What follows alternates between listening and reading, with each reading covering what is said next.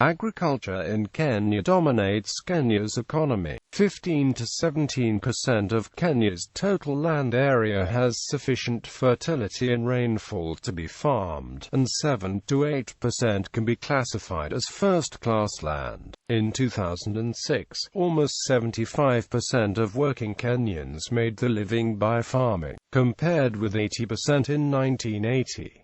About one-half of Kenya's total agricultural output is non-marketed subsistence production. Agriculture is also the largest contributor to Kenya's gross domestic product. In 2005, agriculture, including forestry and fishing, accounted for about 24% of the GDP, as well as for 18% of wage employment and 50% of revenue from exports. Farming is the most important economic sector in Kenya, although less than 8% of the land is used for crop and feed production, and less than 20% is suitable for cultivation. Kenya is a leading producer of tea and coffee, as well as the third leading exporter of fresh produce, such as cabbages, onions and mangoes. Small farms grow most of the corn and also produce potatoes, bananas, beans and peas.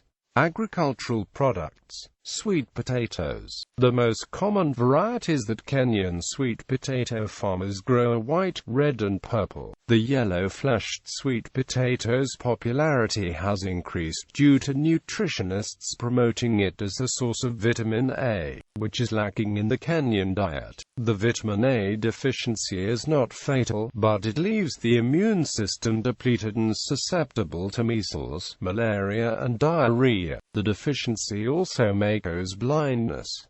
Despite efforts to develop completely resistant plants, little has been achieved so far. Therefore, attention is turning to pseudo-resistance, which includes mitigating weevil damage through deeper storage roots formation and short-season varieties, which are exposed to weevil infestation for less time. Where farmers piecemeal the sweet potato harvest, there can be up to a 10% crop loss due to disease and weevils.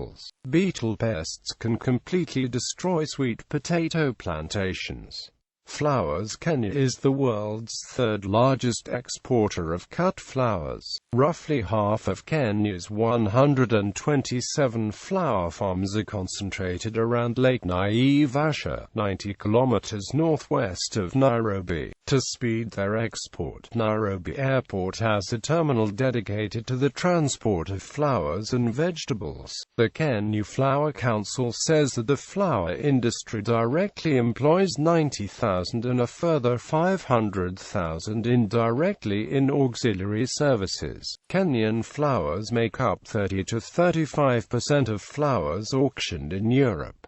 Kenya's roses, carnations and summer flowers are also popular in Russia and the U.S. Agricultural methods. Conventional growing. Because of pests, disease and decreased soil nutrients, farmers are rotating the sweet potato plants as much as possible, which means using a field for sweet potato plants only once every 5 years, and not having the crop in the same field for 2 consecutive years. Planting rice between 2 sweet potato crops have long been suggested. Quote, when sweet potatoes and rice crops were planted in fields adjacent to each other, the sweet potato weevil infestation level dropped. Reduced weevil damage was observed when sweet potato was intercropped with proso millet and sesame, but sweet potato yield was also considerably reduced.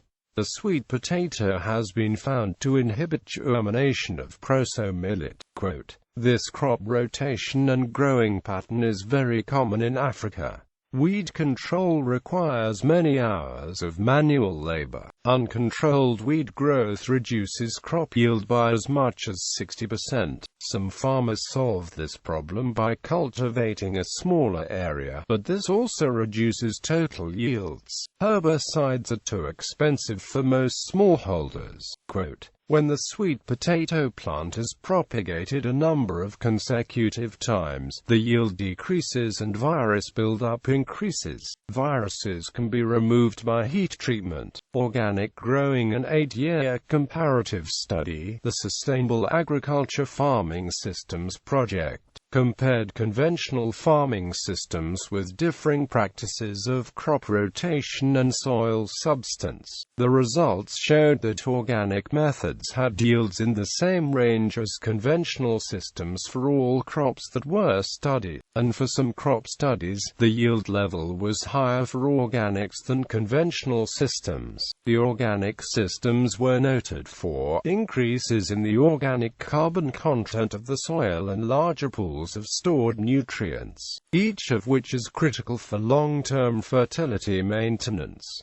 Sweet potato is typically grown organically in Africa. To decrease labor for weeding, farmers interviewed by Makara expressed preference for planting on mounds after trying ridges. Farmers found mound methods yielded larger tubers and easier to use without new fertilizers or chemicals. Organic farming includes crop rotation and mulches to control pests and soil fertility. Organic farming by the Rothamsted and Rodell experiments have shown that manure-based systems can provide enough nitrogen not only to sustain high crop yields but also to build up the nitrogen storage in the soil. According to the Food and Agriculture Organization of the United Nations, Kenya had no percentage of certified organic cropland in 2003, yet farmers use organic methods.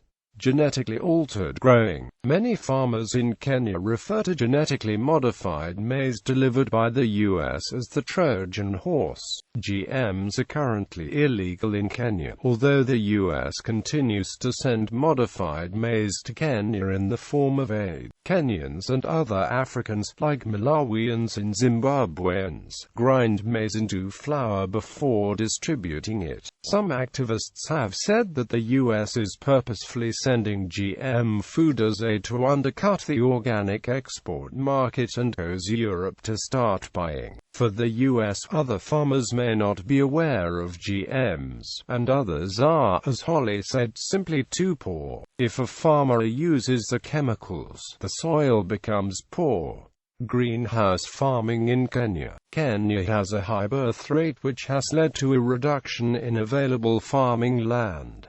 Kenya also has a high rate of urban migration from the country. These two factors have led to an upsurge in demand for fresh food products. To increase production and boost profits, many small-scale farmers in Kenya are adopting greenhouse farming. Some of the popular products being grown in greenhouses include watermelons, pilipili hoho and tomatoes. Greenhouse farming in Kenya enables farmers to use less agricultural inputs and control pests and diseases. The East African country is classified as a water-scarce country and most of the land is not optimal for agriculture. Most Kenyan greenhouses utilize drip irrigation to maximize the use of the available water and efficiently deliver nutrients to the crops. Million-acre scheme. David Gordon Hines was seconded by the UK 1954 to 1962 to advise the Kenya Minister of Agriculture about the million-acre scheme to buy expatriate farms mostly in the Kenya highlands.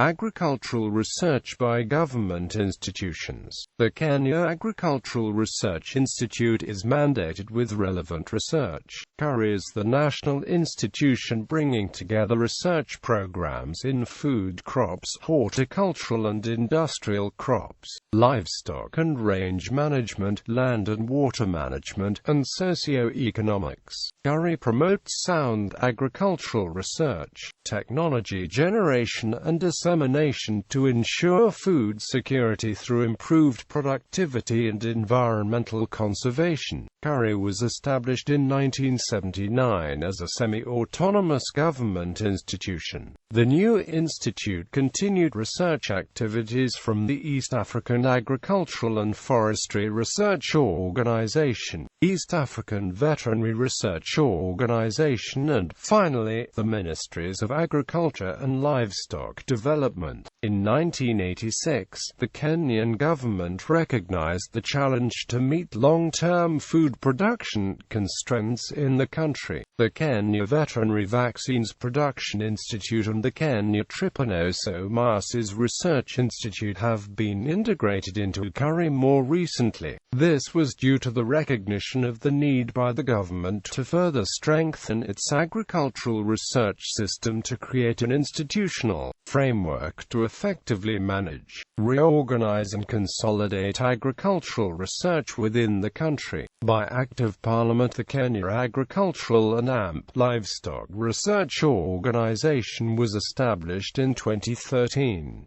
It merged with KURI, Coffee Research Foundation, Tea Research Foundation and the Kenya Sugar Research Foundation, and has oversight of 18 research institutes. The new institution has an asset and equity base of KSH 28 billion and KSH 27,900,000,000 respectively, and 3,294 staff.